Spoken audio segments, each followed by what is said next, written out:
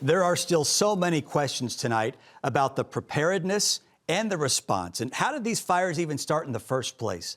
Local law enforcement is not ruling out arson. Joining us now is retired FBI special agent and LA-based attorney Bobby Chacon. Bobby, thank you for being with us. Dozens of people we know have been arrested. They're accused of burglarizing homes. One man was even dressed up as a firefighter. Talk to us about the strain that this puts on law enforcement when you're dealing with such a massive crisis like this. Yeah, Chris, it's a great question and somewhat unique to this current situation in that these fires are still burning. We're used to moving from one phase to another. You know, the fires are put out and then we start looking at looters and then we can start directing resources towards that. But right now, we're still in the firefighting crisis management phase of this event. And it's so unfortunate that now the police department, who are trying to help people, trying to relocate people, doing traffic control, trying to help the firefighters get to where they are and keep people out. And yet they're being diverted. Their resources are being diverted by chasing looters or burglars or things like that. And, you know, it's one of those situations where never underestimate the ability of the criminal element in our society to exploit vulnerable people. We are at our most vulnerable right now. And that means some of the criminal element will use that to exploit that situation for their own gain. It's just sick. You know, I mean, it's like throwing salt on the wound, right? The DA just announced that someone has been charged with arson, but again, this is for starting a smaller fire in a park, not these bigger fires that we're talking about. When you were a special agent with the FBI, you worked closely with criminal profilers. Help us understand why someone would see all this devastation around them and then try to start another fire. It's just so hard for us to understand. Yeah, Chris, and you know, I just spoke today with one of my profiler friends, Jim Clemente, and you know what they say is that first of all, we start from the premise that these people have some kind of mental illness, you know, within them to even be doing this, right? So what they're trying to do is become part of this bigger event. They see this event on TV, everybody's talking about, everybody's been impacted, and they want to be part of it. They want to be part of this huge thing in any way they can. And unfortunately, they don't see, you know, starting or propelling a fire, or even worse, that as being that bad, because they just have this overriding mental need or psychological need to be part of this big event that's got everybody's attention. There's been a lot of speculation that these fires may have been deliberately set.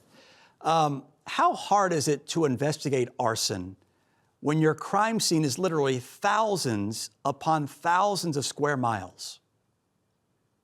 Well, I mean, that's the best point, Chris, that you just made. Is like, you normally, as you started asking that question, I was going to say, well, you know, you start in the house and the accelerant can be traced to where, you know, the backyard or the door or the window. But you're right. This crime scene, if it's arson, is one of the biggest we've ever seen, maybe the biggest ever. I mean, how do you start? Where do you start? Now, we do have places where we think they've started, and so I'm sure they're looking at satellite imagery. They're working with eyewitnesses. They're working with even news crews who have you know, video footage from helicopters, from news helicopters, things like that. All of that information has to be fed into a central location that can analyze, you know, and try to pinpoint a little bit about where, you know, this fire came from. But, you know, even with all those possible sources of information and data, I mean, it's a monumental task to try to figure out, number one, where it started, and number two, who was in that area and may have caused it to start. You live there.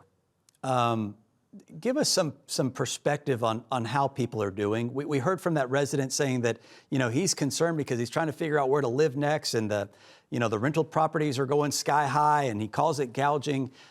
Give us, how are you and how are your neighbors doing right now?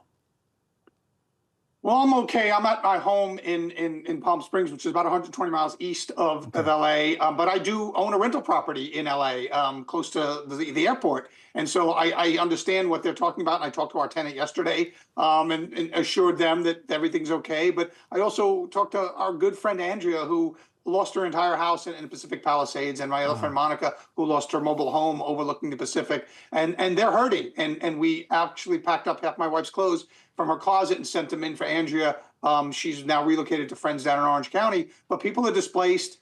they're almost like refugees, because they can't, like a refugee, go back to where they came from, because there is no going back to that right now, and possibly for years. And so, like, they feel like they've been, not only have they lost their house, but there's nowhere to go. You can't go back, and really there's this feeling that they have to work through. They're grieving.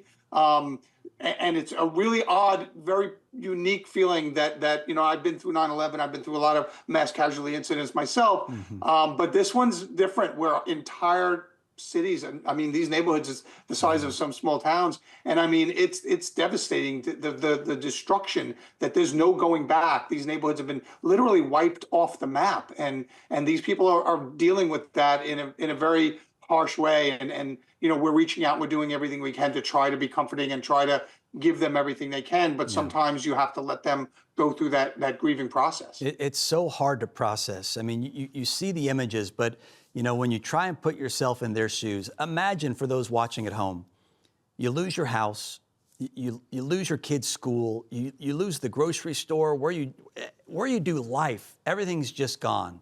Bobby Chacon, I'm terribly sorry to see what's happening in your community. I hope you receive that. But thank you for taking the time to give us some context tonight. Thanks so much, Chris. Thanks for having me.